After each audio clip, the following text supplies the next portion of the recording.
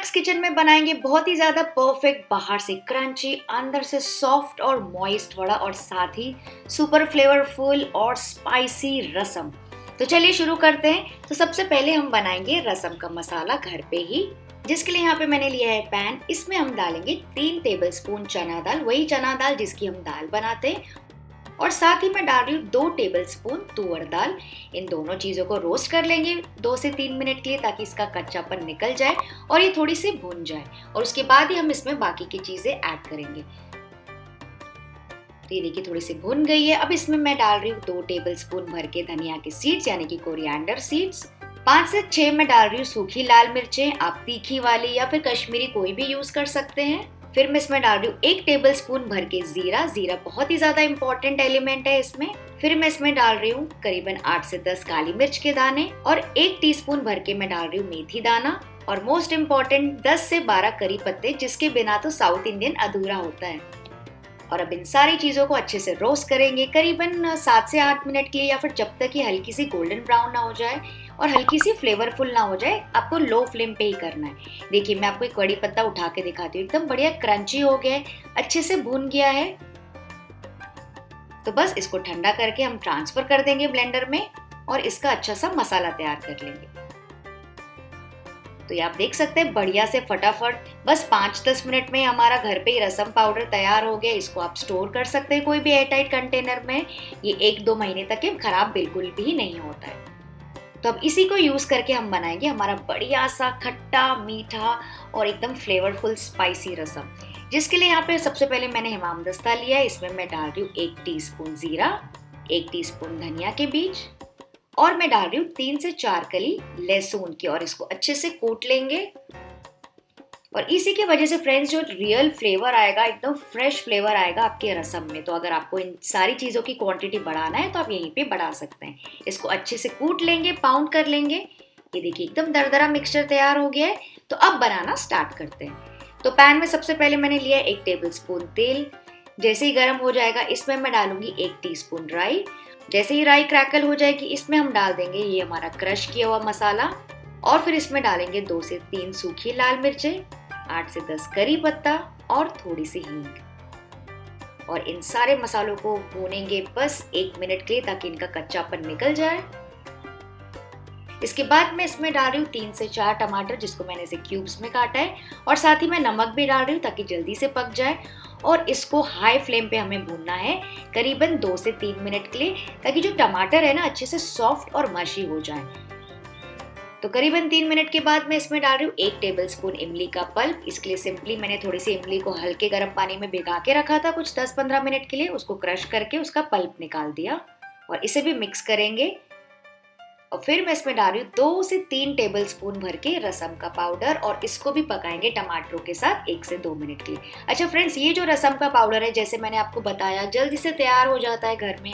तो घर पे ही आप बना सकते हैं, क्योंकि इसके जो सारे इंग्रेडिएंट्स होते हैं ना वो घर पे ही होते हैं। पर मान लीजिए अगर आपके पास टाइम नहीं है तो आप रेडीमेड स्टोर बॉट रसम मसाला या फिर बिल्कुल थोड़ा सा यहाँ पे सांभर पाउडर भी डाल सकते हैं। तो ये देखिए अच्छे से बेस को मैंने भून लिया। तो इस वक्त आता है क्या और इम्पोर्टेंट टिप, वो ये है कि यहाँ पे हम डालेंगे 4 से 5 कप पानी। जी हाँ फ्रेंड, जो रसम है ना वो सांभर के जैसा गाढ़ा गाढ़ा बिल्कुल भी नहीं होता है, थोड़ा सा पतला और सूपी टेक्सचर का होता है। तो पानी में अच्छा सा उबाल लाने देंगे। उसके बाद हम इसमें डाल देंगे पिंच ऑफ हल्दी पाउडर, और थोड़े से एक्स्ट्रा स्पाइस केक और गले में लगने के लिए मैं डाल रही हूँ बिल्कुल थोड़ी सी काली मिर्च की पाउडर।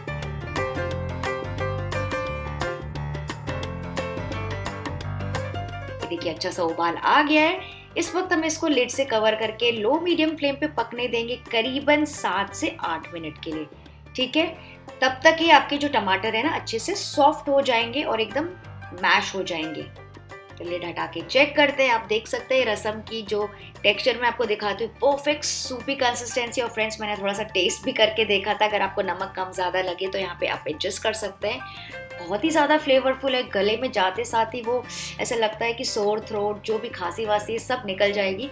और इस बारिश के मौसम में तो आपको ज़रूर से ट्राई करना है। लास्ट में हम इसमें डालेंगे फ्रेश धनिया और इसे मिक्स करेंगे। तो बस देखा आपने कितना झटपट से रसम हमारा तैयार हो गया, ना दाल को उबालना पड़ा, टमाटर से ही पक गया। तो चलिए इसके साथ फटाफट से मेदू वड़ा तैयार कर लेते हैं। जिसके लिए एक बोल में मैंने यहाँ पे 2 कप उड़द दाल पहले से ही भिगा के रखी थी। इसको 3 से 4 बार मैंने वॉश कर लिया। उसके बाद मैंने इसको भिगाया है 3 से 4 घंटों के लिए। अगर आप जल्दी में हैं तो आप 2 घंटे के लिए भी भिगा सकते हैं, लेकिन हल्के गर्म पानी में। इसको अभी हम क्या करेंगे, छान लेंगे सबसे पहले छन्नी से। ये करना इंपॉर्टेंट है फ्रेंड्स, वो इसलिए ताकि इसका एक्सेस पानी पूरा निकल जाए, क्योंकि हमें कोई भी एक्स्ट्रा पानी नहीं डालना है मिक्सी में। और उसके बाद मैं इसको ट्रांसफर कर रही हूँ ब्लेंडर में, और मैं डालूंगी बस 1 से 2 टेबलस्पून पानी, अगर आपको ज़रूरत लगे पिसने के लिए तो। साथ ही मैं इसमें डाल रही हूँ 8 से 10 करी पत्ता, 1 टुकड़ा अदरक का, 1 से 2 हरी मिर्चें, और इन सारी चीज़ों को अच्छे से पिस लेंगे। आप देख सकते हैं एकदम फ्लफी और एकदम गाढ़ा स्मूथ घोल तैयार हो गया। ये बहुत ज़्यादा दरदरा भी नहीं है और बहुत ज़्यादा स्मूथ भी नहीं है, समवेयर इन बिटवीन है। इसको ट्रांसफर कर लेंगे बोल में, और इसके बाद मैं इसमें डाल रही हूँ 1 टीस्पून नमक, बिल्कुल थोड़ी सी काली मिर्च का पाउडर, आप चाहे तो काली मिर्च के दाने भी डाल सकते हैं जब आप पीस रहे हैं तो। आधा टीस्पून में डाल रही हूँ हींग फ्लेवर के लिए, आधा टीस्पून जीरा, और मैं डाल रही हूँ इम्पॉर्टेंट चीज 2 टेबलस्पून भर के चावल का आटा। तो फ्रेंड्स, चावल के आटे से क्या होगा ना, इसका जो एक्स्ट्रा मॉइस्चर है वो सोख लेगा। मान लीजिए अगर आपके पास चावल का आटा नहीं है तो थोड़ा सा कॉर्नफ्लावर डाल दीजिए, या फिर पोहा का पाउडर करके भी आप डाल सकते हैं। थोड़ी सी फ्रेश धनिया भी डाल देंगे, और अब इन सारी चीज़ों को मिक्स करेंगे। और अब आता है एक और इम्पॉर्टेंट टिप, वो ये है कि इसको फेंटना कैसे। इसको हम एक ही साइड फेंटेंगे, लगातार ऐसे फेंटते जाएंगे जब तक ये लाइट और फ्रॉथी ना हो जाए। अच्छा फ्रेंड्स, अगर आपको अनियंस वगैरह चाहिए तो आप इसी स्टेज में इसमें डाल सकते हैं। तो इसको लगातार एक ही साइड हम फेंटते जाएंगे करीबन 3 से 4 मिनट के लिए, ज़्यादा समय नहीं लगता है। तो करीबन 4 मिनट मैंने इसे फेंटा। ये देखिए एकदम हल्का, जैसे क्रीम का टेक्सचर होता है ना, बिल्कुल वैसे हल्का फ्रॉथी हो गया है, हल्का हो गया हमारा बैटर। तो अब चेक कैसे करेंगे बराबर फेंटा है कि नहीं। इसका थोड़ा सा मिक्सचर ड्रॉप करेंगे एक पानी के बोल में। ये देखिए ऊपर ही फ्लोट हो रहा है, मतलब कि बराबर फिट है। और मान लीजिए अगर आप ऊपर फ्लोट नहीं हो रहा है तो आप 1-2 मिनट के लिए और फेंट सकते हैं। तो चलिए बनाना स्टार्ट करते हैं। यहाँ पे तेल पहले से ही मैंने गरम करने रख दिया है मीडियम हाई फ्लेम पे। अपना हाथ डिप कर लेंगे पानी में, थोड़ा सा पोर्शन ले लेंगे अपने हाथों में, और जो फिंगर है ना उसकी सहायता से ऐसे सेंटर में थोड़ा सा होल बना लेंगे, और फिर धीरे से इसको ऐसे ड्रॉप कर देंगे तेल में। तो ये जो है ना सबसे आसान प्रोसेस है फ्रेंड्स, हर कोई आजकल करता है, बहुत इजीली आप इसको कर सकते हैं। और इन वड़ास को फ्राई करेंगे 3 से 4 मिनट के लिए, जब तक कि हल्के से गोल्डन ब्राउन और क्रंची ना हो जाए, जैसा कलर आपको चाहिए वैसा आना चाहिए।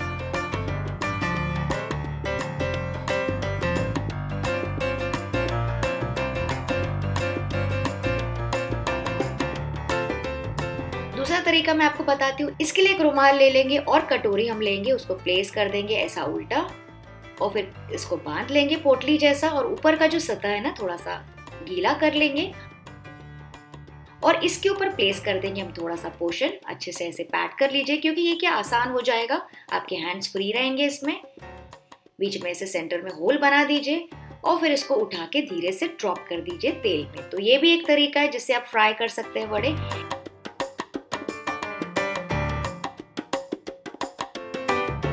या फिर तीसरा और सबसे आसान तरीका, आजकल ऐसी मशीन्स भी मिलती है मार्केट में, उसे भी आप यूज करके सारे बड़े फ्राई कर सकते हैं। तो आपको इन सारे तरीकों में से सबसे इजी और अच्छा तरीका कौन सा लगा फ्रेंड्स, मुझे कमेंट करके जरूर बताइएगा। और इसी तरह से सारे बड़े फ्राई कर देंगे। मैं आपको एक बड़ा तोड़ के दिखाती हूँ, बाहर से सुपर क्रंची, अंदर से सॉफ्ट, फुग्गा, मुलायम और एकदम क्लाउडी। तो फ्रेंड्स, आई होप आपको आज की आसान रेसिपी पसंद आई इस बारिश के मौसम में। इसे जरूर ट्राई कीजिएगा, मुझे बताइएगा कि आपको कैसी लगी। चलिए मैं आपसे मिलती हूँ, बाय बाय।